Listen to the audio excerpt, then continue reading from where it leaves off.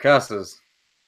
We're back on another exciting episode of Starfleet where we have a casual and informal conversation about Star Trek. Didn't you want to talk solo and as Sean, well? you signaled. Look what I'm wearing. Oh, today. Oh my god. I've got a good I've got feeling a about good this. feeling about this. I really do. Oh my I really god. do. Oh my god. The irony, right? Of that shirt. And the reason I have a good feeling about this because you kind of I do enjoy the fact that Chewie is center. Hello. I met can you hear me? Yes, you cut out there for a second. I'm back. It's gonna happen. We have a rainstorm in Miami right now happening. Oh no. Oh, so the subspace communications might not be... a hurricane. Yes. I was saying that I enjoy the fact Chewie is center on the t-shirt. I will on the Twitter. I like that. Oh yeah. I think that's pretty awesome. What you're saying. Mm-hmm. That's pretty cool. And he is in fact a central figure in the film, and we learned so much about Wing since and Yoda. The last time we saw Chewie, he was ushering poor Yoda to safety. Chewie saved Yoda. Very epic. Do you know the actor who plays Chewbacca? No, but have they changed the actor, or is it still the same actor? So I think Kenny Baker's the opposite of Chewbacca. What is the name of the original actor? I'm having a Starfleet boy Robert De Niro moment here. So I'm going to ask Siri. Let's see if Siri understands. Robert De Niro played Chewbacca, that's for sure. Hey Siri, who played Chewbacca? I'm sorry, I don't have that information. It didn't working. Still working. Forever working. Before we go right into the to the discussion here, we should probably do the summary, which you volunteered to do. So I'm actually very happy about that. Bravo, Mister. Bravo, number one. I did not volunteer. Sort of. I started explaining my day yesterday, and now it's canon. Okay.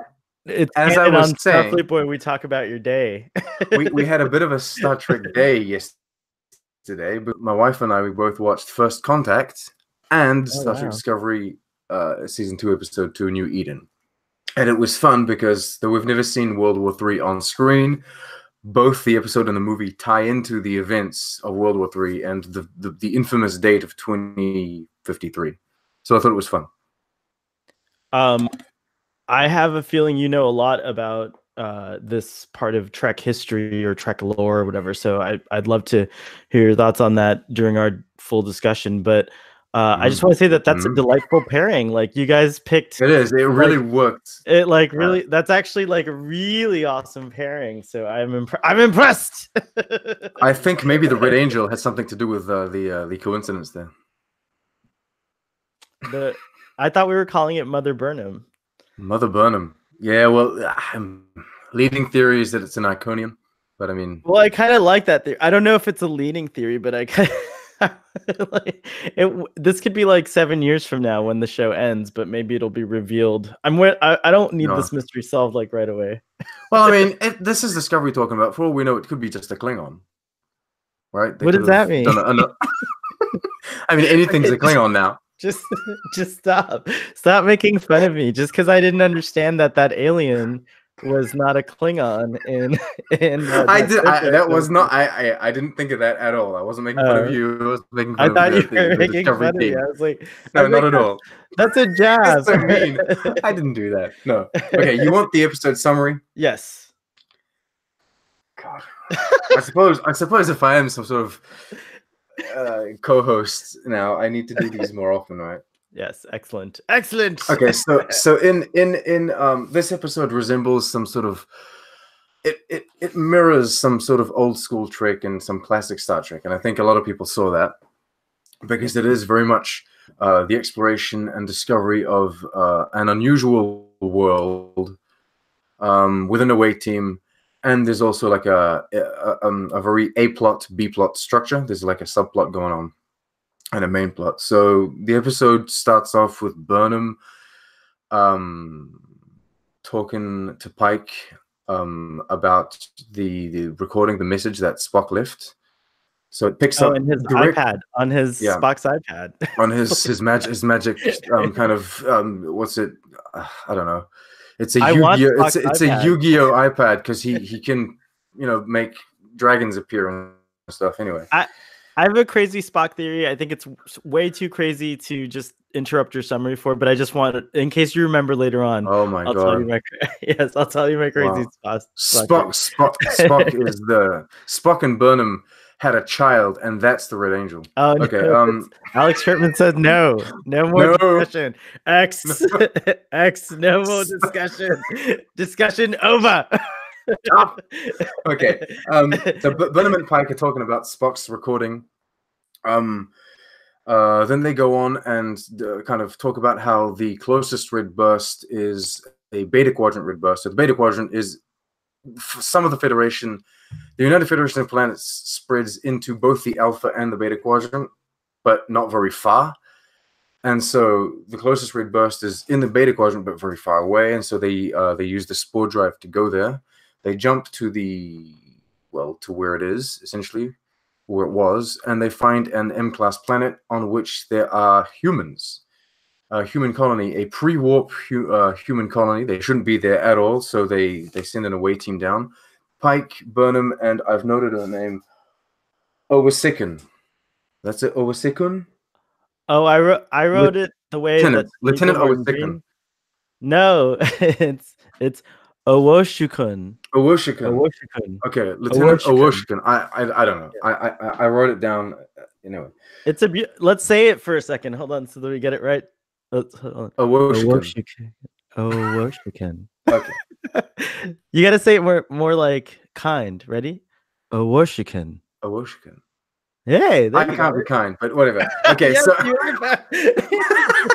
don't have a complex on the show. It is very great to see this bridge officer be selected to go down on the surface of the planet, be part of the away team, because it is logical that the bridge officers are the ones with the most kind of experience, the most competent people on the ship. That's why it's always the bridge officers that lead the away teams in the other shows. So it was nice to see her go on the planet. Essentially, it's explained on the planet that the Red Angel that we've been seeing and hearing so much about is the being or the entity that brought these guys to the planet so many years ago during World War III. So during the final events of World War III in 2053, they were all taken to the planet. At that point, nothing much more happens on the planet, except there's kind of a confrontation between science and faith, where some people on the planet, just believe in divine intervention. And I suppose I wouldn't say that they're closed-minded to think about anything else. I think they accept the events as they happened, and others are more confused and search for a more scientific explanation to what happened. And we have this one guy, I forget, Jacob.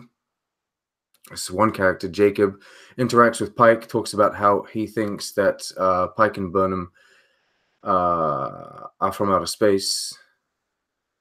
And they end the episode by exchanging a power cell for camera footage that will help them uncover more mysteries about the Red Angel. There's also a subplot which involves Tilly. Tilly is trying to figure out more things and trying to understand how the space rock works, because she wants to save or help Stamets. She starts hallucinating a very obviously fake person, well, a very obviously not present person, which is then revealed to be dead later on. We could call her a ghost. I don't think so. I think she's the green spore. I think she's the green spore that ended her. Okay, sorry. That's pretty cool. Anyway, and so that's really awesome theory. Anyways, also, go on, sorry. Apparently, some coincidentally, as they arrive next to this classic planet, one of the rings is destabilizing, and it's going to create a catastrophic event on the planet. And so Saru gives the order to save the planet, and they save the planet by using the rock, the space rock that they got on the last episode. So that's a lot of coincidences, which I don't think are coincidences. I mean, they went to a destroyed asteroid, got a rock that has no other utility except saving this planet, and specifically they to go to this planet at this moment. Everything is connected with the Red Angels, I think. Yeah, but then I mean, why doesn't the Red Angel just save these people themselves? Maybe this. But then we haven't seen the rest. We haven't seen the rest yet. Right. Maybe this is how the Red Angel did save these people. I mean, Jacob. Maybe Jacob divine intervention. If we were to talk about divine intervention on Earth, right? If you were to talk to someone that has faith and that believes in God and talks about divine intervention, you will most certainly notice that divine intervention is never direct. They'll always talk about how things are done for a reason, and you have to go through this challenge or this adventure or this whatever to get to this point, right? Right. And so it could be similar. Maybe this entity could have saved the people on the planet, but maybe it was important that it rather be someone from Starfleet that do this and that go through this journey. Anyway, so there you go. That's the episode. Very good summary. That was I think I had different expectations. So what you thought I was going to do a shit summary? Is that what you're saying? I thought you were going to do like just a different summary. Let's just say it's different. A different summary. You can say shit. The tone, no, it's the tone that I thought was going to be different. Oh, you thought it was going to be a hateful summary, an angry summary. I did, and your summary was super engaging, and it was like spot on with all the facts. Like I can't think of anything to add to it. There's one line of dialogue in my rewatch, so it's important to watch these episodes twice, guys, because you always miss something. You're gonna do it anyways. Don't even. Yeah. But do it more consciously the second time. The second rewatch enabled me to hear one line which changed my perspective on the episode and how it was written. Oh my god, that's so meta.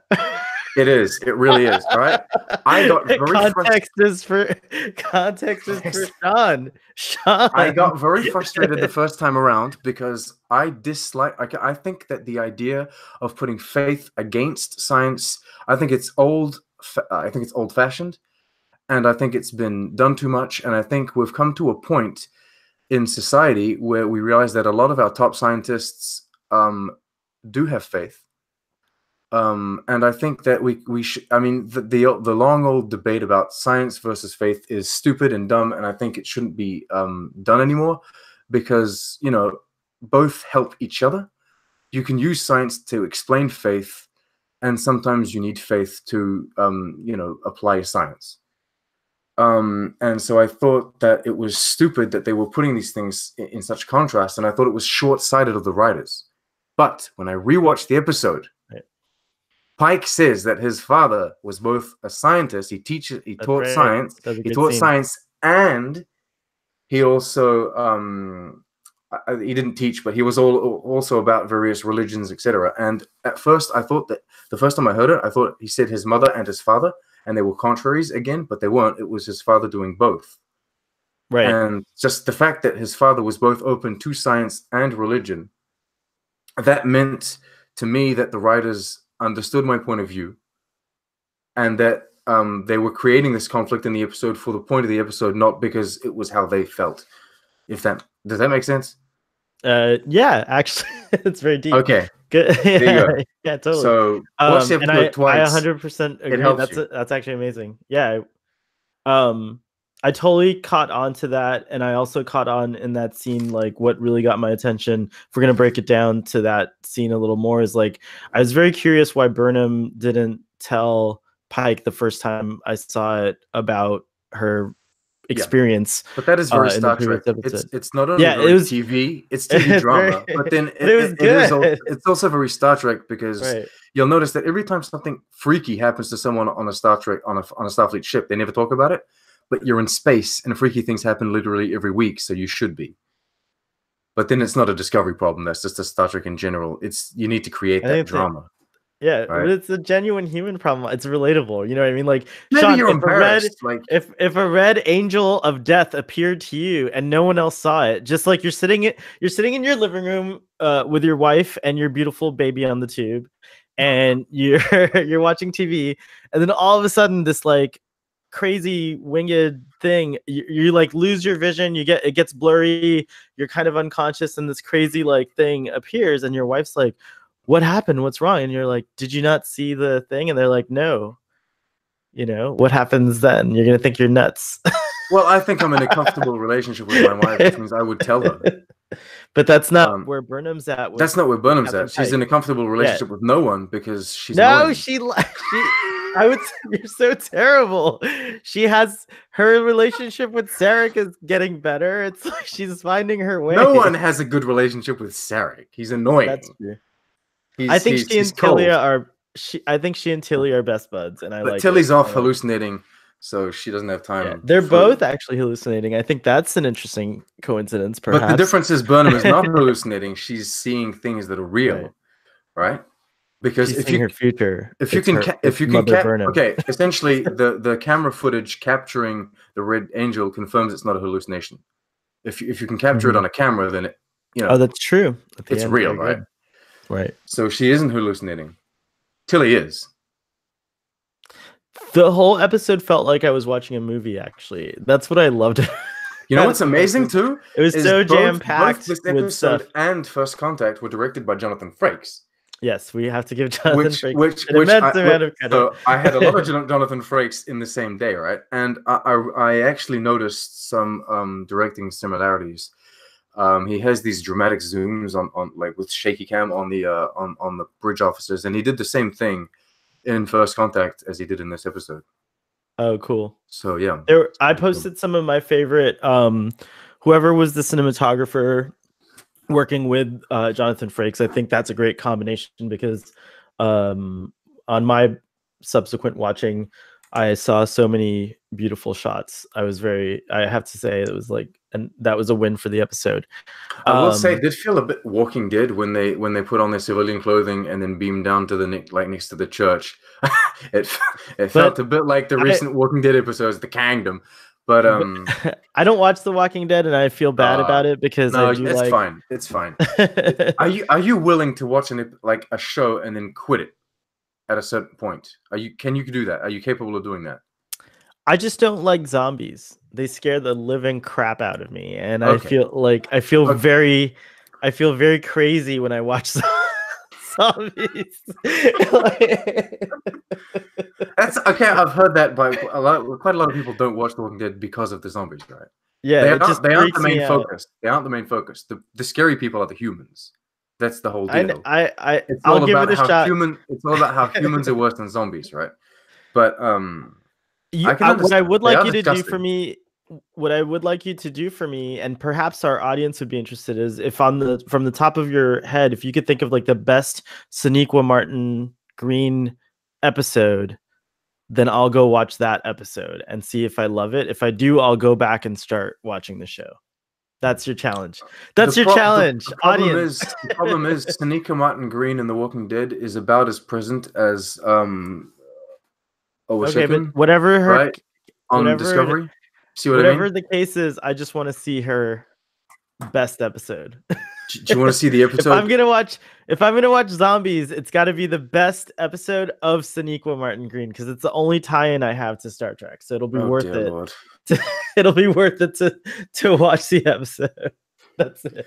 I'll tell you what. They recently did an episode where Rick Grimes, protagonist of The Walking Dead, like he's near death and he's hallucinating, and so they bring back a lot of old cast members and have them talk to him, right? Because he's hallucinating. He's hallucinating. There we go, tied in. And so he sees John Bernthal, sorry, guy who's doing the Punisher right now. He sees a lot of people from the older seasons, and he sees Sonequa Martin Green. And it's funny because she doesn't play Sasha at all.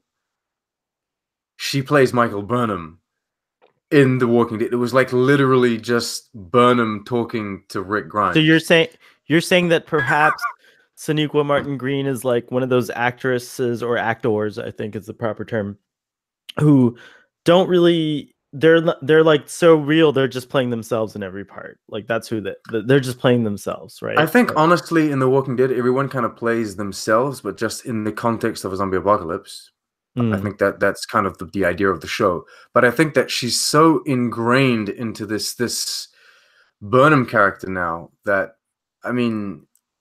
Oh, are you saying is Sonequa Martin Green simultaneously on The Walking Dead and Star Trek Discovery? I thought she did one episode where she came back. She did one episode where she came back, right?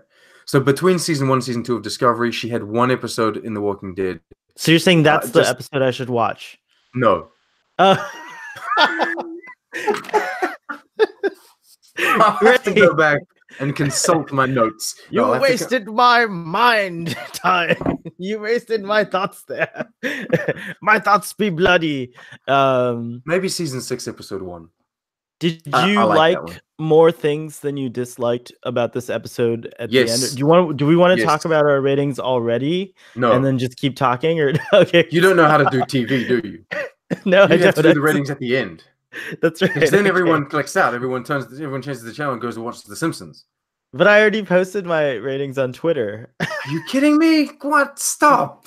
Yes, You're a terrible person. Okay, anyways, go on. I'm glad you didn't see that post. Now it's going to be a mystery to you. So I was going to go check it out. Okay, I won't look at it. Don't do it. I enjoyed more things than I disenjoyed. No, than I disliked. Right.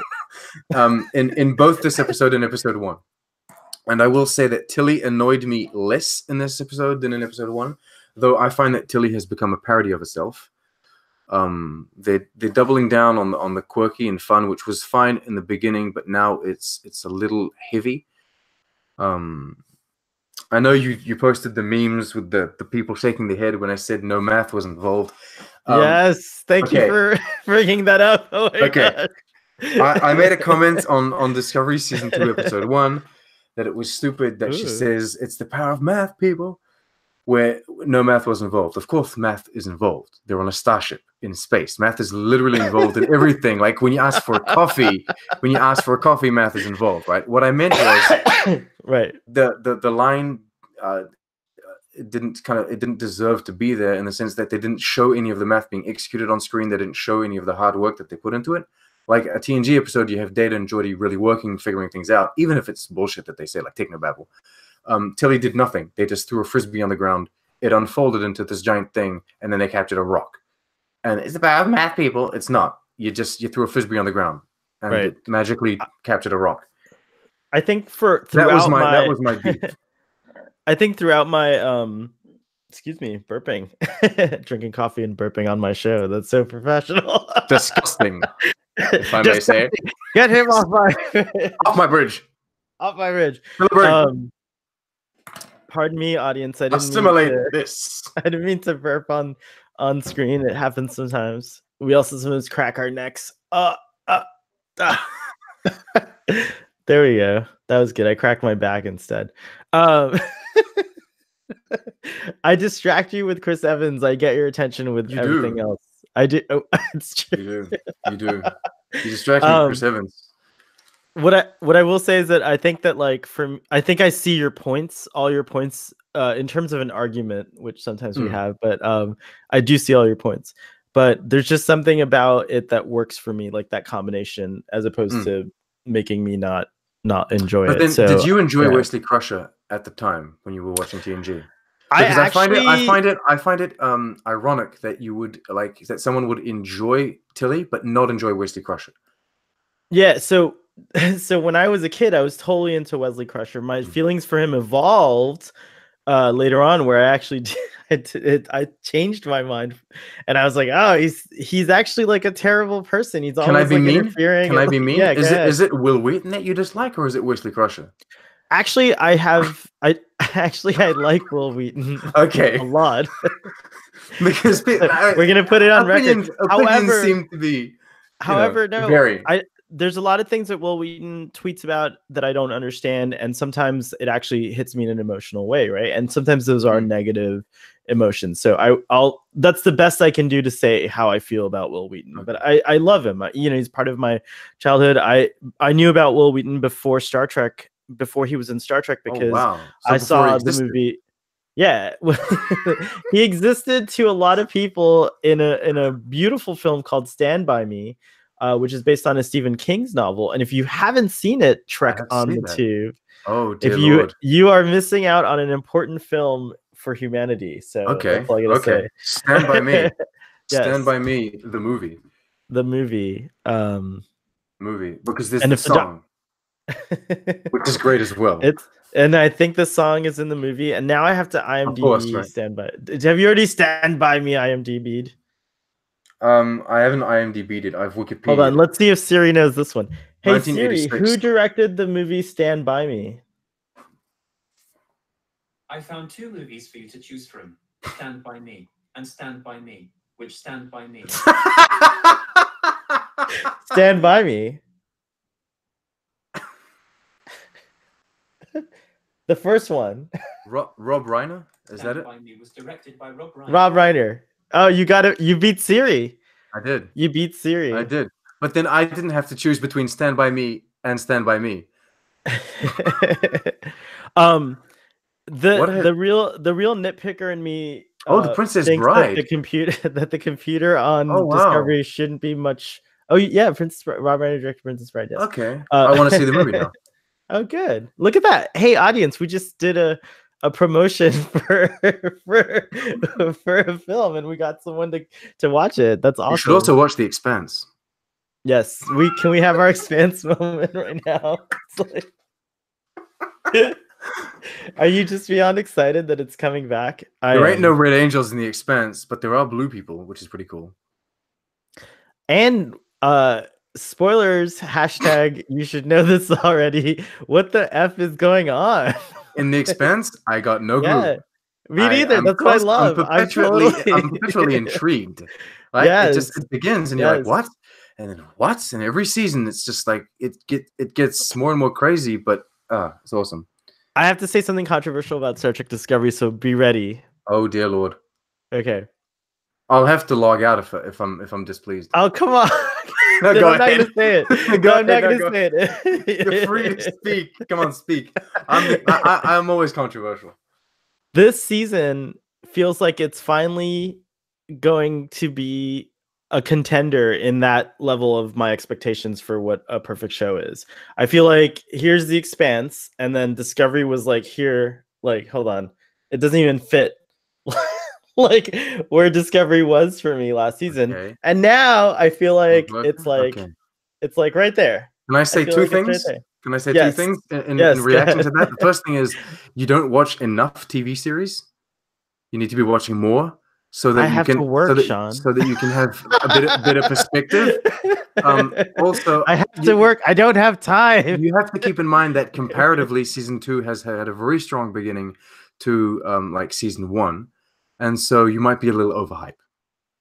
I'm happy with that description at this moment. Okay.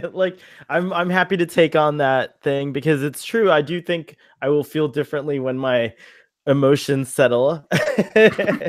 Well, that's always I'm to put it in old timey terms. I'm jazzed up about Star Trek. Jazzed up. Oh my god. I'm so jazzed. I am so jazzed right now. Jazzed. Which is a beautiful Jonathan Frakes reference. Thank you. We try sometimes. I didn't even try for that, so thank you.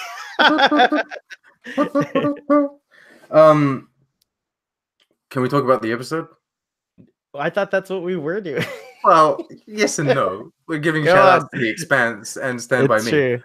It's true. And since we're giving shout outs to the Star Trek Discovery writers. Hey, you're killing it this season. Yes, not bad. Good. Carry on. Sean Cochran. Sean Cochran wrote this and the short tricks Calypso, which people have enjoyed, so that's great. Yeah, congratulations. Anyway, I thought this episode was okay. Burnham is perpetually kind of arrogant and annoying, but in this episode she wasn't so annoying and wasn't so arrogant, but she flipped it and she was closed-minded.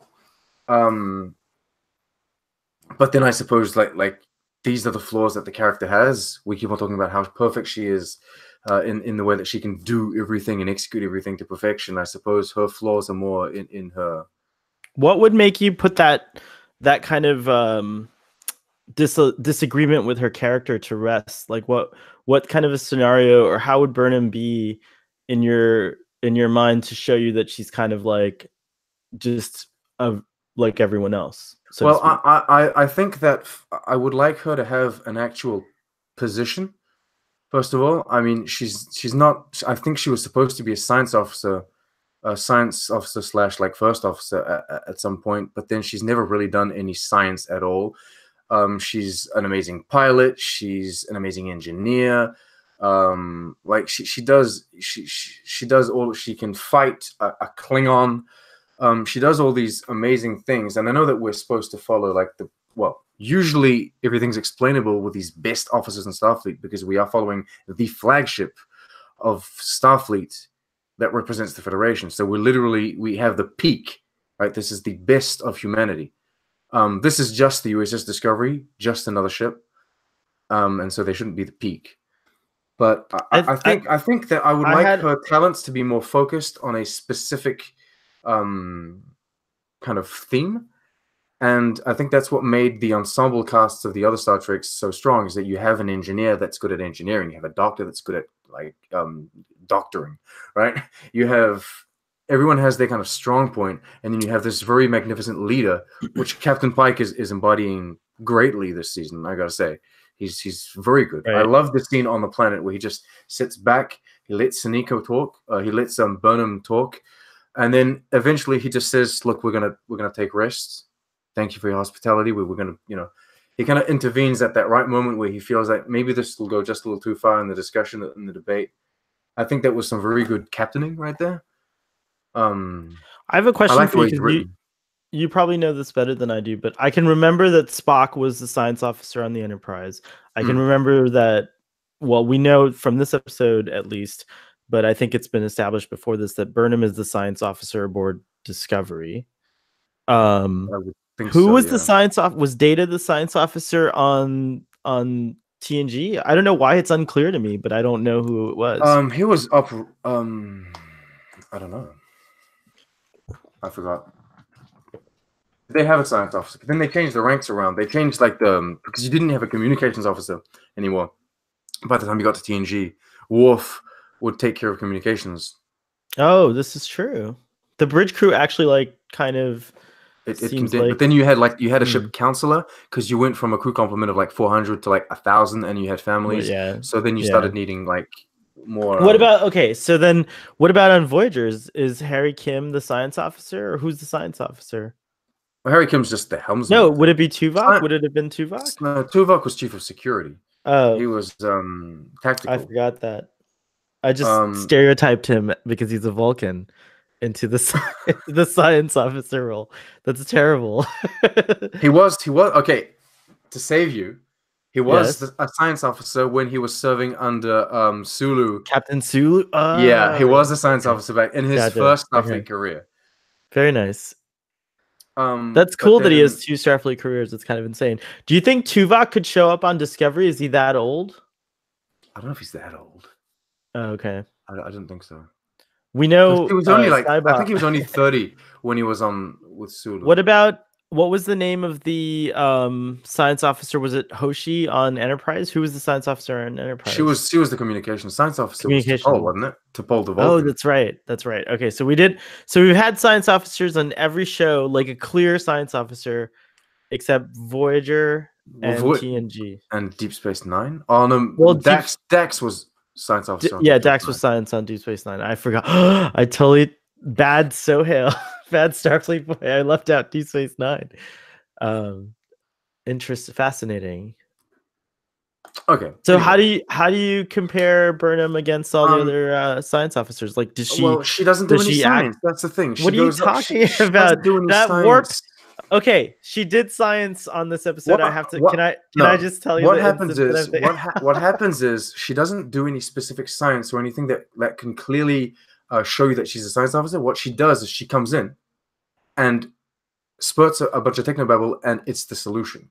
And I have no problem with characters doing that, because in Star Trek, that's always what happens. Like, someone all of a sudden has this revelation, says some nonsense bullshit, and it works, right? That's how Star Trek is. but she does this all the time, in every instance. And in episode 1, for example, it was done in a way that it kind of undercut or portrayed the other guy like in a bad light. Everything from the moment he was put on the show was made to show you that Burnham is better than this guy. This guy is a know-it-all, and there's it's kind of weird. I don't like the way that you kind of put down people to bring people up. But Star do Trek you think has never done that before? Star Trek has never needed to do that. Star Trek has always been so open-minded, so beyond everyone else, that they have been able to portray everyone in great light together, and still you get. I've never seen Burnham put anyone else down intentionally as far as her character's concerned, because I think she is everything you describe. Like I agree with you up to this point, which is I think all those things about Burnham that you say are true, but that's her character flaw. Like that's what we're meant to hate her a little bit, to be like, that person is arrogant, because I think by the end of the series, she's going to be like the best Starfleet officer. You're going to love Commander or Captain or whatever she becomes. Well, I hope so. You know what I mean? Okay, like, I hope that they make her so cool and she's so redeemed that the moment that they kill her, I cry. Oh. All right, that's what needs to happen. That's how the show needs to end. The show needs to end with her dying. So you want this hero, you want her to build up to this and have a sad ending. I need to reflect back to 7 years ago. She was the most annoying character I've ever seen, right? Right. But now it's like 7 years later, she's so amazing, and they killed her, and I'm sad, right? Because at this point, I would be relieved. But the scene where they do the warp for 5 seconds, top warp speed, which I think is interesting that they don't mention what that is. I don't know if we do know the top warp speed of Discovery, if it's been mentioned on the show. I think she's like it should be warp 6 or 7, shouldn't it? But well, if they're going to be correct in their timeline, it might even be like warp 11, because until a certain it was a different scale. It was a different scale, yeah. So it could be interesting to see what her top warp speed ends up being. Obviously, these are the kind of details. It's nice to have Easter eggs like Musk High School, right? Tilly went to Elon Musk High School. What was that about? Oh, Elon Musk. Okay, yeah, that's right. It's funny. It's nice, all right? It's funny to have Easter eggs like Chateau Picard wine, okay? That's fun. What? Can you say that again? Wait, hold on. Chateau Picard. Oh, is that how you correctly say his name? Jean-Luc Picard. I just feel like I heard his name for the first time in my whole life. Revelation. That's so good. Can you promote your French show now? Do you have to like give it a shout out? Because we have It's not my French show. I do. You're a part. I do sometimes intervene on a French podcast when they ask me to come on. I did a recent discussion about the Wrath of Khan. I learned this in French. Ready? Remember, I'm learning French for you guys, actually, for my Canadian friends. Yes. It's a different reason every week, Sean. It is. Bonjour, pardon. Est-ce qu'il y a une personne qui parle anglais? That's not bad. That's good. I understood it. It was clear. There is an accent, but that's fine. My English is terrible, right? But is this better? Does it sound more natural? Hold on. Here we go. Ready? Bonjour. No, absolutely not. Funny thing. So you're doing the chef from friggin' The Little Mermaid, right? Yes. Yes, it was him. The awesome. chef. Anyway. Yes, it's him. Yes, thank you for recognizing my. Thank you for seeing me. Yes. Les poissons. God damn it. He actually sings. Wait, on the soundtrack, it's also him singing. Just a little extra trivia. Yes, so that's actually his singing, and he's good. If you listen to it, he's actually a good singer. Yeah, it is like an angry French Odo singing, though, isn't it? I love the fishies. We've gone so far from where we were. I was talking about Easter eggs. No, but this is relevant because it's just like Star Trek. One of the thoughts I was having what did you call it? The season hype? What is it I'm experiencing? I don't know. The current hype, like you're in the current hype. Is we'll call it the esprit de corps. That's what they would call it on Star Trek, I believe. Oh, really? Isn't that French? Didn't I say something else in French just now? L'esprit de corps. Well, spirit of the body, whatever that means, but it sounds very deep. I don't know what it means, but I think it's spirit of the day. I think it's actually that's what the phrase means. Ask your mom. She speaks French, right? Ask my mom. It's true. She might know what I'm talking about. Maybe. Show her this episode. By the way, this is for documentarian purposes. This is totally nothing to do with anything. But I watched this episode with my mom. And you want to know something? I was so happy I could. Like I was not afraid that tits were going to be exposed. Sorry, that was a bad word. I don't know if it's PG-13, but tatas or Klingon breasts or Vulcan penises. I was not worried that any of that was going to happen. I don't think they're going to go that far, but I felt safe in the hands of Captain Pike. My mom is absolutely in love with Ensign Mount. She kept asking, like, "Oh, who is this new captain?" That's a really cool impersonation of her. So Ensign Mount, you have my mother's attention, and so now she wants to watch episodes of Discovery. So I have a streaming buddy. Well, I think everyone can agree, even those that will say not my Star Trek when talking about Discovery. I think they can all agree that it is my Pike, right? I certainly felt that way about Star Trek Discovery at times, but I'm really willing to eat Star Trek stumbles in its beginnings all the time. Yes. Most first seasons are either plain bad or mediocre, and with the exception of the original series, which is a bit different because, I mean, seasons were structured in such a way back in the day. It was just kind of, they have 30 episodes in the first season, so it's kind of different. You can't really compare that, but kind of awesome. Yeah, so the first season. Could you imagine? The difference is, I suppose, what really put people off, or really put me off, is I can accept a bad Star Trek season or a bad Star Trek first season because it is Star Trek. And where Discovery was a bit confusing was not only did I find it, kind of mediocre, but it didn't feel like Star Trek either. So I suppose I was confused at times, thinking, why am I even watching this, right? Like, what's compelling me to watch this if not only do I find it kind of subpar television, but also I don't recognize Star Trek in it? That was my conflict. And this is a much better beginning to the second season. Like, where we're going, I like the new characters they've integrated. I like Pike. I think he's great. I can't wait to see number one a bit more. Well, at all. I want to see Reno, because we save Reno in the first episode and then she just disappears. That's very interesting, isn't that? So hashtag where is Reno? I think that should be the new hashtag. Yeah. Okay. I was talking about the Easter eggs. I want to finish with this. I think that having bottles of wine and whatever, those kind of Easter eggs are really fun to find. Having a Gorn skeleton, it's really awesome. But I think what would be really interesting is very small lines of dialogue that kind of tie in and explain certain things, like the warp drive. Have someone say, engage warp 12, right? And find a way to explain why the scale is different, right? And maybe someone say, look, warp 12, and say, like, oh, this might be one of the last times that you ever use warp 12, because apparently back at Starfleet headquarters, they're changing the scale because they found a new way to calculate the warp signature, whatever. Find a way to kind of tie into that. I'm willing to wait for that moment. I think that the writers are not reluctant, as I once possibly thought they were, but I think they're very cautious about what information they sprinkle in that as you, by the way, brilliant seeing your canon video again. I think they are. I think they're like, because then they go ahead and do some random ass shit and just throw anything and everything in whenever they want. So then we'll at least throw in holograms. Maybe I should change my statement to. Maybe I should change my statement to. I think they're becoming more conscious of maybe we should be very careful of blah blah blah. I get the impression that it's very intentional.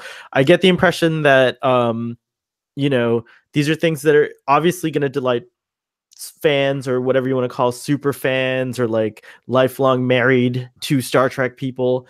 These are things that are going to delight the hell out of them, but you want to kind of not, scare off newcomers, if you will. It's like the laws of dating, Sean. It's Think of But this kind of it. dialogue, these kind of small little things, like for example, hey, I hit warp, like hit it, warp 15, right? You just hit it, warp 15, and then someone says, hey, that might be the last time we use warp 15, because apparently back at Right. Starfleet HQ, they're developing technology that will like scale our warp drive to 10 maximum. Oh, really? Yeah. And then, so it's like you have that kind of dialogue between maybe the two helmsmen that we have. It would Right. show us that they interact, that they're friends, and it would just be a nice Easter egg. It wouldn't confuse general audiences. Right. Right. I But suppose then, that's and then it true. would tie. And then when you watch the original series, you're like, oh, they're still using the however scaled it is, like maybe up to 15 or 17 or whatever it was. And then when you get to TNG, you're like, oh, well, they've implemented the warp 10, haven't they? It would be a nice way to tie it in. I know you said that you wanted this to be your last point before we did our ratings, but I have to ask you because I think it's important because I have a lot of notes, but the most important. Go ahead. I have plenty of things to talk about if you want. Okay, cool. Don't worry Okay. about it. So the thing, well, then, I'll still go to this question, which is like, can we talk about Jacob, the character of Jacob? Like, what did you think of Jacob? What did you think of Jacob was the character, the most valuable character of this episode. I forget the name of the actor. Oh, I'm a terrible person. I'm going to find his name so that we can talk about it. Hold on, I'm following him on Twitter. Oh, good. His last name's Moody. I know that. I think it's Andrew Moody. Andrew, yeah, that's it. Okay. Because I tweeted his name. I used his Twitter handle because I thought his performance was outstanding. And his character was compelling, and I very much enjoyed his arc and his perspective. And you feel for the guy. You feel for the guy because the whole episode is very peculiar in the way that they set up that this colony, well, these people have arrived from 2053. Right. Technically, they are pre-warp, right? Technically, they are pre-warp, but then are they pre-warp? Because you're talking about a society that became warp capable that very same year, which means technically speaking, some people are pre-warp on the planet. Some people aren't ready for the next step in evolution, but some people are. Right. This guy might have been a friend of Cochrane's, right? If he had the chance, and maybe he would have gone to space with him.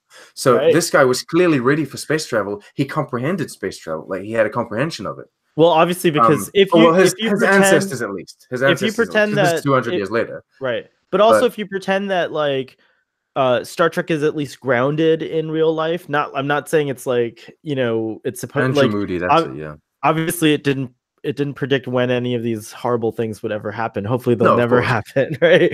But if it was let's just say it was grounded in reality, then just he is an actual human who that means he knew who he studied about Elon Musk, or he possibly went to, whatever, like all these things. It's like he's a real human. And so it would be like totally, it's his point is that like he's like, we know that we were gonna eventually go on to the stars. We know that these people are humans. Just let them take us back. Like he's totally ready for the Star Trek. But then I love the way they end the episode, and so I think he says something like, "We'll see." I think we'll see each other again or something. So it kind of, maybe we're going to see this planet. Maybe we're going to see. I think it was a big hint. I hope. I really hope. But I really hope so too, because he's a great character, and so are they. These people actually are all cool. I do love the way that they. Usually, this kind of stuff ends with like you have to leave them behind and wipe their memory. You have to take them with you because you got no choice. I love how this guy accepts. He's like, okay, I'm gonna live here because this is my home. This is my planet. This is where I belong, and I'm gonna help my community. But the fact that you've acknowledged that I'm right, and that my family, that my ancestors have been right all this time, is just such a relief for me. He's relieved and he's happy about that. I felt it. Yeah, it was super and you're cool. Like, that's really great. And I loved his performance during that. I think it was, he's the standout character for me in this episode. And then, of course, Pike. And he might be part of the end game of this season, because it's interesting that, like, if you were to dive deep into... Well, that's when Captain Picard explodes into Discovery, and he's like, "I'm here to save all of Star Trek. Don't worry, audience." Oh, it's Captain Picard, the Red Angel, right? He's the Red Angel. It's Papa Picard and Mama Burnham. Papa It's totally Picard. That's what it really God. is. Papa I Picard. think that's the official God. French version of Old Man Picard, right? So we could just start calling him Papa Picard. Papa Huh? Picard. Papa Picard. Where is my Papa Picard? Hey. But no, in all seriousness, I think that if you dive deep into the religious stuff, like Jacob, there's a connection with Jacob's ladder. Jacob's I looked it up because I remembered from Sunday school, but I didn't, I didn't have it like readily available. But they did he has a randomly vision. chooses his name, right? What's that? Because the character's called Jacob. Yes. So I don't think it's random. Yes, Okay. right. I don't think it's a random choice. I think he's going to tie into the. Well, anyways, the vision of the ladder involves angels in biblical texts, right? So I think that the writers are kind of like really going deeper than I, had Maybe. thought, and I But think then there's like some pretty cool stuff. That is being how Calypso was written as well. Calypso Right. was written thematically as like that Greek mythology. Right, that I didn't remember correctly. Yeah, well, I mean, I think none of us did. I saw a lot of interesting, very constructive and very kind of precise breakdowns on the YouTubes about this episode. But look, I may be a bad person for saying this, but I'm pretty sure everyone did the same thing as me and brushed up on the history before releasing the videos. I don't think everyone remembered the tale exactly and precisely, right? I only remembered it because my upbringing was Catholic, and I read the Bible as a child like 3 times from start to finish. Yes, I was a good little boy. I might not be a good man. I read The Hobbit. I read that too, but I read that a little later. But I did actually remember that. I remember a lot of stories from the Bible, and actually I think that that's another interesting thing about this episode is that it does, I think, accurately depict the complexity of humans. Like, we don't know where Captain Pike is. I think we know where Burnham is, because in that one scene she describes it as a building, and he goes, "It's a church, Burnham," and then she's like, okay, yeah, but why is that important? So Burnham seems to be a classic, maybe she's an atheist, which is fascinating to me. And Pike might actually have a spiritual life of some sort. He might actually like be not unlike these villagers who actually have like a mix of all faiths. It's an interesting perspective. I love that. And I don't like the way that I find that a lot of the fandom in Star Trek seem to have this obsession with ruling out religion and casting away religion when it comes to Star Trek, and I think that is inappropriate. Right. First of all, because Kirk's always talking about God, right? But I think that my God, man. Also, also you have people like Star Trek's made a big point about showing us Native Americans that live like Native American tribes that now live on different planets, and they have their own spiritual beliefs. You have all of the Bajoran religion, etc. Religion is a big part of Star Trek, and I think it shouldn't be dismissed. Right. And I really do hope that this season finds a way to kind of show people that being open-minded, and isn't synonymous with like blindly following science and objecting to faith. It's not because you don't specifically believe. I say this. I'm an agnostic, right? I'm closer to an atheist. I didn't know. Just a little note to the audience. I don't think until this moment you and I have ever really discussed. No, I don't think so. Because that's the other part of this argument, is that it doesn't really matter. Like, it doesn't matter. You know what I mean? Like, it doesn't matter. It doesn't matter. Right? It doesn't matter whether you believe in any kind of God or not. It doesn't matter at all, right? And I hope that the season kind of shows us that. And I would really like Star Trek to show us. I would have liked to see more religions on Star Trek. It may seem ridiculous, but just one crew member before they go into the Battle of Sector 001 or something, just praying. It would make sense, right? Religion has been like a part of our society from the get-go. Why would it disappear all of a sudden? It's not because we start traveling to stars. Right. But it makes total sense that Burnham is the way she is. I mean, she grew up on Vulcan. So humans are a spiritual melting pot, if you will. Vulcans are one of the most religious people out there. Right, but you're So absolutely right. But spiritual. there isn't their religion logic though. Like that's the thing that's so interesting about them. But You know, then, like like the teachings of they Turok. They idolize Surak. Yeah, Surak. Yeah, they idolize him, right? He's Well, I mean, the guy like made Vulcan with a freaking hammer and created the forge. I like if Surak the ever Klingons are literally appeared in the about religion, right? let me just They, say that, yeah, well, if Sirach ever appeared in the Marvel universe, it would be akin to the Asgardians. Like, you know, that's what I imagine he's like. Like Thor, all of a sudden, Thor's like, you know, doing something, and then out of nowhere, this Vulcan, like with a hammer, appears and he goes, "Before you existed, Thor, I, Sirach." you know that like... ties in so much to Roman mythology and Roman gods because right, Vulcan right, was the god of fire, volcanoes, right, and the forge. right. So yeah, It'd be neat if, you know, I think Brian Fuller is an interesting person. I don't know if you have I'm very seen. happy that he's no longer associated with Star Trek Discovery. No, I realize this, but like if we're analyzing if we're analyzing why he might have been chosen to be involved with Star Trek in the first place, right? I think Like it's just it because is of his interesting. history in Voyager It is and in right. Enterprise. Well, I also think as a writer and as an artist, like from watching his other show, American Gods, I do dear see that he God. does have. Have you read the book? Yes, I know it's totally different. Let It's me a just liberal it's a very, okay, but I'm open talking about Brian. interpretation. We Go are ahead. talking about Brian Fuller. So, I deeply all I apologize. gotta say is that like friend. it would be interesting to see how much of his original vision for Discovery is kind of being sprinkled into season 2, and I think that we've definitely encountered like Zeus and things like that on Star Trek. I You know, personally believe so that his vision was very present in season 1. I think that's pretty much what it was because Aaron and then we're Harvitz and Gretchen seeing J. Berg, it dissipates as we move into season 2 because Gretchen J. Berg and Aaron Harvitz were always his right hand, troops. They were the ones that were always working on every show that he's ever worked on. It was him showrunner and then them as executive producers behind him. right. And so when he left the show, they were left in charge, and I'm pretty sure they continued his vision to the best of their ability, probably with limitations by the production behind. But then I think now that Alex Kurtzman is in charge, and Alex Kurtzman, I'm not gonna say he was waiting for the moment where everyone else would get fired, but I kind of feel like he had a plan. He had a plan pretty much all written down with everything ready to go. And the moment that he was put in the showrunner chair, he pulled out his folder and said, "Look, this is what I got." Nice. And that's a very beautiful.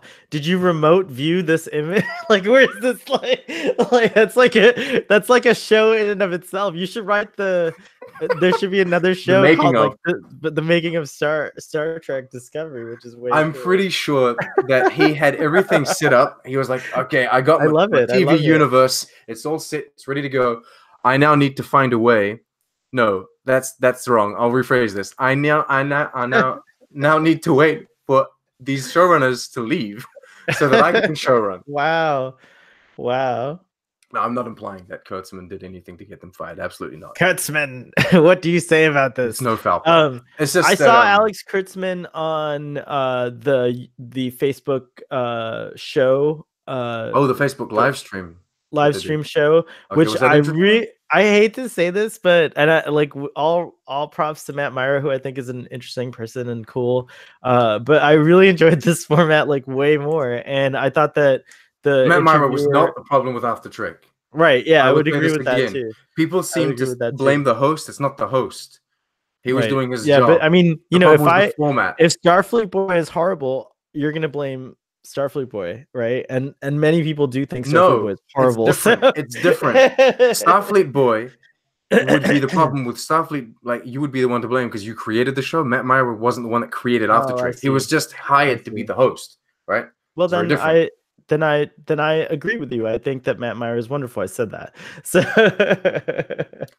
he's a dedicated fan to Star Trek, and he was told to say things that were only positive. Like, I don't know him personally, and I can't speak for him, but I'm sure that, like everyone else, he has his own complaints, his own quarrels with every iteration of Star Trek. But then on the show, when you're the host, you're not allowed to go around saying, "Oh, this was shit."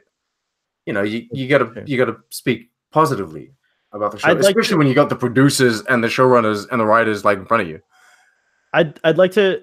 I think we're done talking about like the meat of the episode, unless you have more notes. But what I want to talk about to end, if you agree, is the little elephant in the room, because I've gone on record so many times stating how like horrible I think the choices the production team make are in terms of like how they visualize this time period in Star Trek history, right? But when I was watching this episode, there's still some like huge things that I'm like struggling with, right? But somehow Jonathan Frakes made it look way better than it normally does. And I don't know, would you give that credit to the director, right? Or who would you, or the cinematographer? For some reason in this episode, like even the scene, especially the scene where Tilly is like grabbing. That was great. I love that. That was amazing. That was very Data. That was very Data and very Geordie in the cargo bay, trying to use some sort of. But like outside of that, just thing. Visually, that was amazing. I was like, because I didn't have my thing on. Jonathan Frakes came into the Discovery cargo bay and he looked around and he said, "We're going to set this up like the TNG cargo bay. We're going to have our fake plastic containers in the I background. noticed those. We're gonna have our Tilly. We're gonna have our protagonist in the middle using this. Essentially, it's always something that makes a sound and that has a blinky light in Star Trek, right? But this was more than a blinky light. It was awesome. Then they CG'd the energy, yeah. And she explained. Note the difference between this episode and the previous one. She explained that there's a laser that's going to cut into the rock, and that there's a gravity field that's being created inside. You understand how the tech works and why she's using it. This is the power of math, not the first episode. Note the difference. So this was a good Tilly moment. The cargo bay Tilly moment was great. I like it when Tilly says her little expressions. I wish she had one in this, by the way. It was "Hello, gorgeous," and then it explodes and knocks her out of the thing. I had a different quarrel with this episode. The technology, I still can't get over the fact that there are holograms everywhere, and I hate it. I still can't get over the fact that there are transparent screens everywhere, and I hate it. Right. I'm as a Star Trek fan. Okay, I'm honored to say that Star Trek Discovery is the only show in the world that has the only 6 real functioning transparent computer screens. All right, that's amazing. Like, it means a lot to me as a Star Trek fan that Star Trek is the only show, the only thing on Earth to have these 6 screens, which are the only ones that work. Right? It's awesome. But I am appalled that they would use it in a show that takes place before the TOS. These screens were to be used on Picard's ship in the Picard show. That was the choice that needed to be made. That you're going to bring back Picard, give him the screens. It makes more sense technologically, and it honors him more. Nevertheless, the technology is out of place. The holograms are just everywhere. What if Papa Picard is a pirate in the new show? Like, what if he's Picard, like...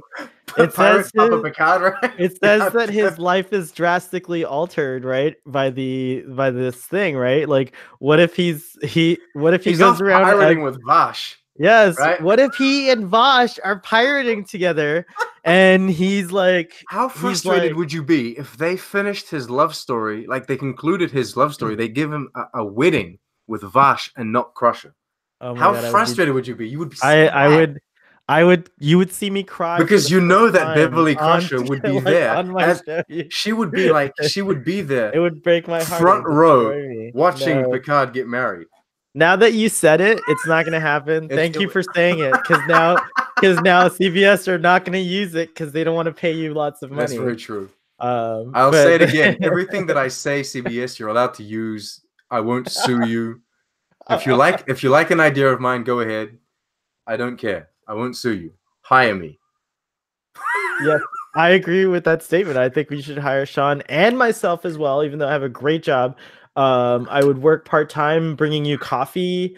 I make cakes. I'm a pastry chef, right? Yes, and I can't wait to taste your pastries. I mean, there you go. One day we'll have to meet in real life.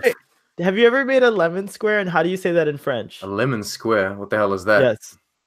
A square. It's the pastry. Oh, the Americans. I think. How do you say lemon square in French? Carré au citron. Oh, tarte citron. It would be tarte au citron. Tarte au citron would be like a lemon tart. tarte au citron. I like And that. then there's also tarte au citron meringue, which is with meringue on top if you prefer. And then so there's legitimate quarrels in France about whether you want your meringue on top or not. People are. Would the French consider it romantic? Let's say I was in France and I saw a very, very handsome, blonde-haired person. If I said Chris Hemsworth. bonjour, tarte de citron, would that be like offensive? Would I get a slap, or would it be like a compliment? It would be they would think that you're a very confused American. Because I mean, does that work in does that work in the United States? Like, hi there, strawberry cheesecake. Right, that doesn't work. Oh, it could work on me. If someone said that to me, it might work. I mean, that, especially the way you said it just now, it sounded really good. I mean, that was like that worked. So wow. I don't know.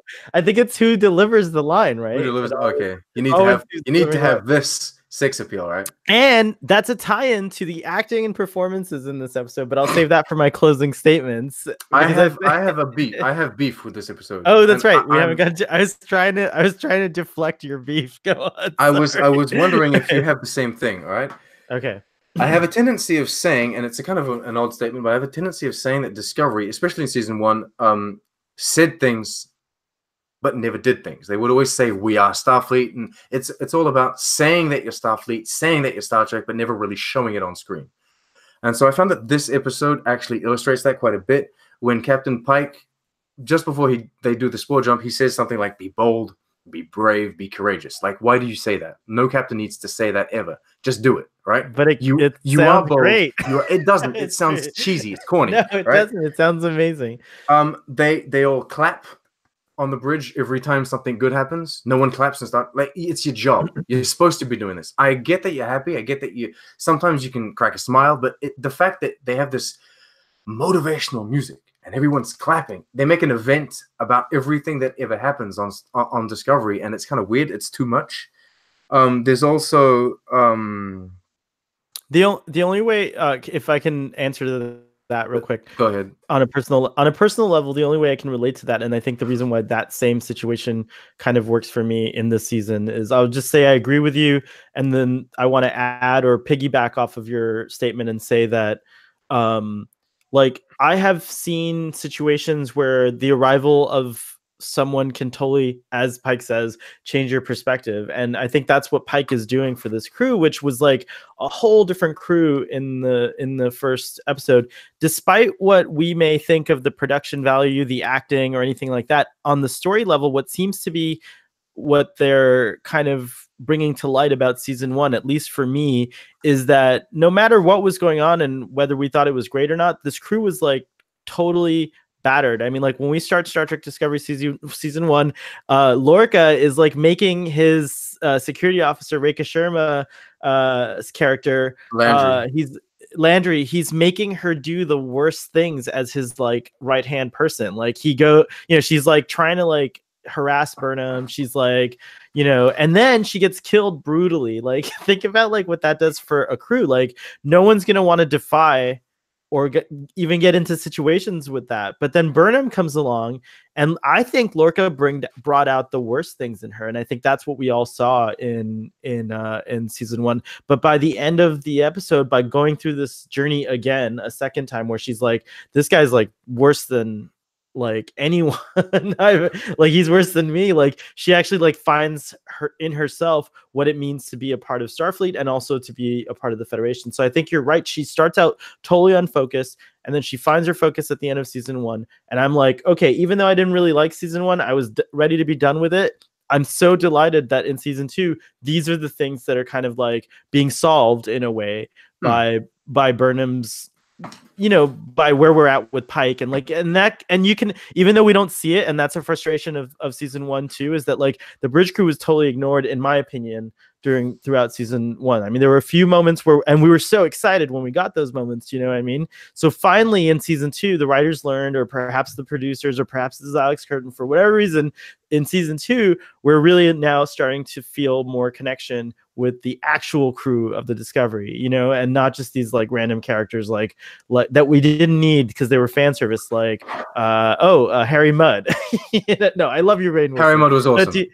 He was awesome, but you know what I'm saying? Like, I know what you're saying. It's more about the show, the crew. This is like now we're gonna start getting invested in that. The whole clapping thing. I would do it. I would clap. They did it. They did it. I'm with Pike like 100%. That's the thing is you relate that to Pike being good and what have you. They still did that in season 1. They still had the same kind of moments in season 1. Just to give you like the third example I have is Saru gives this big speech about Discovery will not let this catastrophe take place. We will save the people. Dude, shut the fuck up and do it. Right? Just stop. No, stop with your speech. Right, you're always trying to be epic. You always got these mad, violent, you know. No, the speeches work. Just do it. Picard never stood up. When Picard did a speech, he had a point to make. Right, he never talked about how Star Trek Discovery is all about showing you how Star Trek is important culturally. Right, they always make a point of but Star Trek never talked about how important it was culturally. Star Trek just was. And I would like them to move into that. I think of those things as like looking at Saru, for example, in this episode in particular. I actually was like super, like, you know, I also expressed like I love Doug Jones, but I also had so many problems with the character of Saru. He's one of the strangest characters he's ever played, and I have trouble with. I love Doug Jones. But Saru in season 1. Saru in season 1 really baffled me and angered me at times because I felt like he made such poor decisions, but then was so critical of Burnham. Like, you know what I mean? Like, so I mean, and now even if you know, if we're to take into account up to now what we seem to know about Saru's decision to leave his planet, it looks like he kind of messed up. Maybe like they're gonna go towards this thing where like his family was really messed up because he left. Like that's one less person to help out in the fields. It's gonna probably have disgraced the shaman, his dad. You know, like maybe his dad died and now his sister's the new shaman, and so she has to shepherd all these like Kelpians to what she doesn't. Maybe she doesn't know it's to their deaths. Maybe that's something we're assuming. You know what I mean? Either way, it's like very complex now because of these like little cool fill-ins that we had learning more about his character. So I'm a big proponent of learning about the character. I'm happy to come halfway and say that like, yes, the clapping's probably too much. I personally enjoy it, but maybe it's not the best way to like show enthusiasm for like your captain. I just think that so these are examples, right? It's always easy to counter specific examples, right? Especially when we try to argue, we always try to find specific examples to illustrate our argument. But generally, what we're trying to do is put words on feelings, and it's very complicated to do that. So it's just a general feeling that I have with Discovery is that it's always a bit over the top. There's always a bit too much. And are you feeling better about that so far in this season, or are you feeling this? Like it's worse. Well, no, it's not. It can't be worse, right? It can't be worse. You can't get worse than last season. Yeah, it can't get worse, right? But no, wow. this episode was a bit too much in that sense. Like the whole Saru talking about we're not going to let these people die and what have you. And here's the thing: people will always come at me and say, "Yeah, but Picard's speech is about not letting people die." I'm like, yeah, that sounded Australian. It was. I tried to do an angry Australian, but that's really interesting. But it's not the same thing. It's not the same thing. Right. The objective like of the dialogue is not the same thing. When Picard has a speech, it's a very compelling, very deep speech. Whereas this Saru moment was just they're trying to make things seem so epic, right? I don't know if you talked about this in your summary because I don't recall you talking about it, and I wrote it down. But Spock's in a mental institution. He is, but we saw that in the trailers, so that's not really like that's old news. Oh, it was said in the trailers. I guess it was showed in the trailer. Literally, we saw it. Right. So that's old news. You're right. But I thought in my mind it was going to be like a flashback to some other thing. Oh, come on, a flashback. What are you talking about? But it's kind of cool that Spock checked himself into a mental institution because Don't you think you'd be freaked out if like these like childhood visions were now suddenly becoming reality? Like I think that like Not if you're a Vulcan, right? Because he's not a full Vulcan. You keep you. It's not convenient. I don't make to the say mistake. I don't make the mistake. Discovery makes the mistake, first of all. What are you talking about? Discovery hasn't even brought Spock into it yet. They seem to forget that he was only half Vulcan in the last episode. I don't think they forget that. I don't think that's forgotten by anyone. You agreed in the last discussion with my statement. I have to go back and watch, but if I agreed, I was wrong. I was wrong. I disagree with my agreement. No, but the conclusion I've come to in this moment, whenever what is this 4:23 p.m. He does have telepathic powers. He is. Yes, Vulcans. Some Vulcans have displayed. So why are you freaked out about anything that happens in your mind? Because he's half human. Imagine if you had telepathic powers all of a sudden. Shenanigans. What if they manifested? Like, what if they shenanigans, sir? Later. What if normally in a Vulcan those things manifest like at a very early age, and then they learn how to like tame them? But in Spock, because of this ain't no Pong Fa. What you talking imagine about? what Spock must look like internally, based on just first of all, Vulcans and humans like being able to have children says something really awesome, which is explained in TNG. We know why. His mind is as confused as his beard. But he's one of the first. He's one of the first Vulcan human like combinations to exist. Well, that you know of. He's the only famous one. For all you know, there's hundreds of them. They're not famous. They never accomplished anything. They might just be people who knows this though. What is how am I supposed to know? They've never made an episode about the guy who cleans the street. Right now on this show, you have more expertise knowledge about Star Trek than I do. So I expect I can tell you about World War III. It began in 2026 and it ended in 2053. What ended it? Like, why did it end? It ended because there was a warp jump, right? Yeah, friggin' Zefram Cochrane creates the Phoenix, and he goes warping across the galaxy with Will Riker and Geordi LaForge, and they meet the Vulcans. Do you think that the Planahath arrives? Let me ask you a question about the way the Discovery looks, like the way all the incongruities in the universe, right? Prime timeline. I know what you're gonna say now. I know exactly what you're gonna say. Because you saw. Say no. Go ahead. What if the introduction of the Borg into the timeline created this, like, not an alternate timeline, but accelerated certain technologies on Earth, right? So it's the same timeline, it's prime timeline, but because these Borg parts were now these Borg parts are now on Earth, right? They accelerate the timeline, and so Discovery is actually accurate into what it's showing. This is the prime timeline, correct? Right. Okay. Right. You assume that the events of First Contact, right?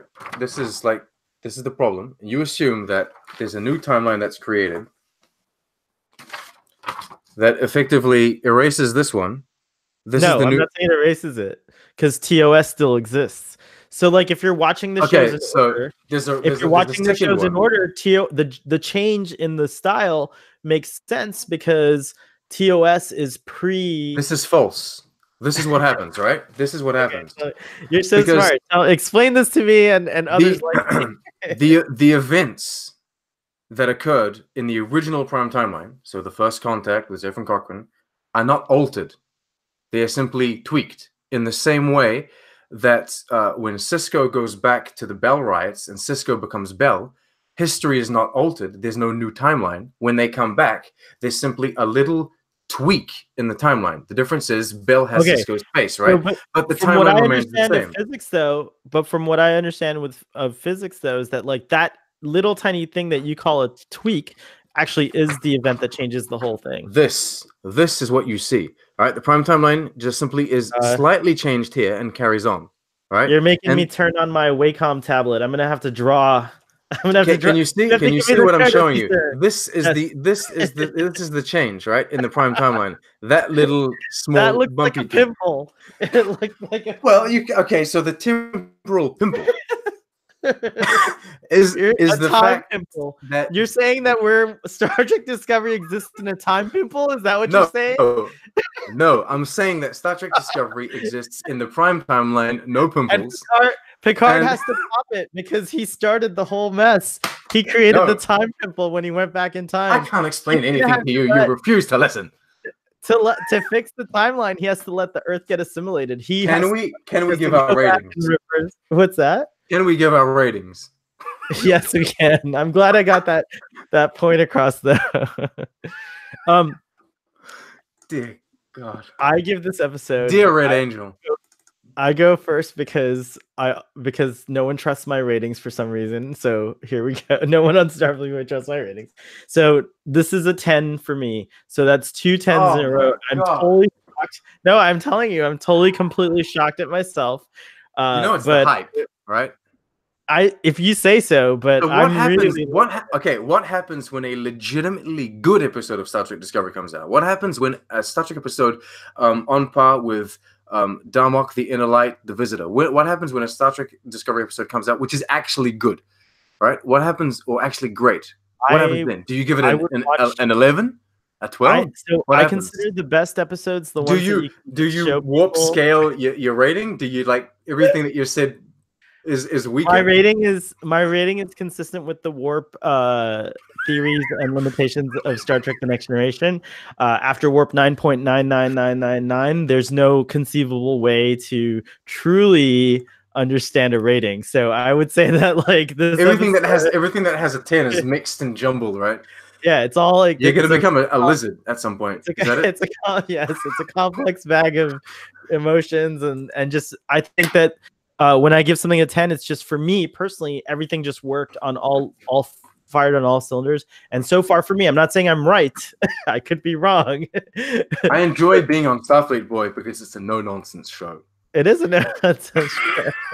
It is. It's true. This is an accurate statement about Starfleet Boy. All right. So please go ahead. Go ahead and give your rating.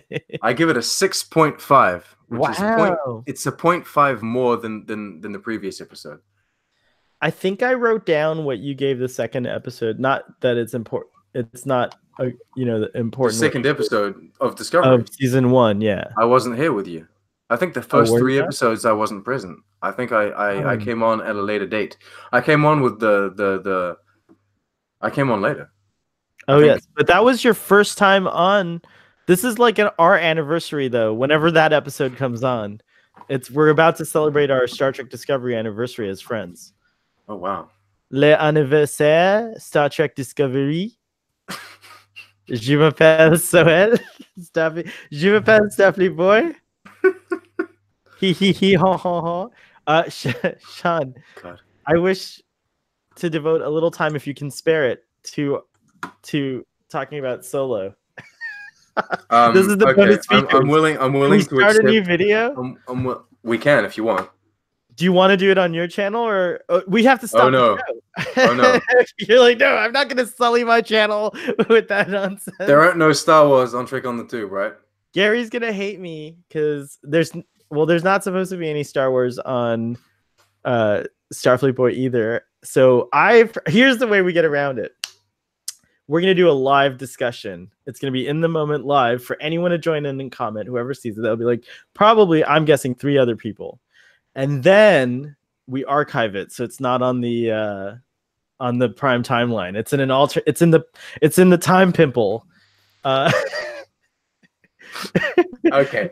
But I feel less adhering to canon on my podcast, so I'll release it as an audio file. How does that sound to you? Okay, that's fine for me. All right. So now that we've figured out the logistics and you got a behind the scenes introduction of how Starfleet Boy works. This is the most organized the Starfleet Boy organization has ever been, right? Like, that should tell you how I felt about this episode. I freaking took so many notes. There's like, listen to something else we didn't talk about was like Dr. Pollard. We didn't talk about Dr. Pollard. We didn't even talk about the revelation that Stamets thinks he's nuts, that he might be seeing things, and he confesses to Tilly. We didn't. Tilly is hallucinating. Tilly's hallucinating. Well, we talked about that a little bit. Invented an officer. Right. She thought that this girl who she knew in high school who died apparently, which is kind of shocking. Okay, I will say something. The way that the episode was directed was great. regarding that like hallucinated officer. It's just that I've seen so many movies and so many TV series that have hallucinated characters that only the protagonist can see, that it's become kind of a common thing. Like you notice these characters immediately when there's a character that you've never really seen before that kind of comes out of the blue and that no one else notices. You automatically know that that's a hallucination. And so, Well, but then they didn't drag it out for like multiple episodes and make like we know they did it very concisely in one episode. It was great. It was super balanced. And then at the end, when the church lights up, it's just such an emotion. It's just, I know, but my heart just opened, just like the church. Darmok and Jalad at Nagra. New Eden. And so to answer your question and end this episode, so we can do our solo discussion. Yes, I would place this among Darmok and all the other episodes. Really? I don't know why. You're the second person I've seen say that. It just I call no, but I know. But it's interesting, right? Most intriguing, I would say. So thank you, audience, for joining us. Let us know what you think in the comments below. If you made it this far, I am super impressed because this was like one of our longest discussions. You deserve a medal. Ever. You deserve a medal. I feel for you. You deserve a bridge clap. A bridge clap. Oh my God, that's a new thing. Yes. You just invented the newest Starfleet boy thing. So audience, a bridge clap for you. Live long and prosper, and we'll see you next time.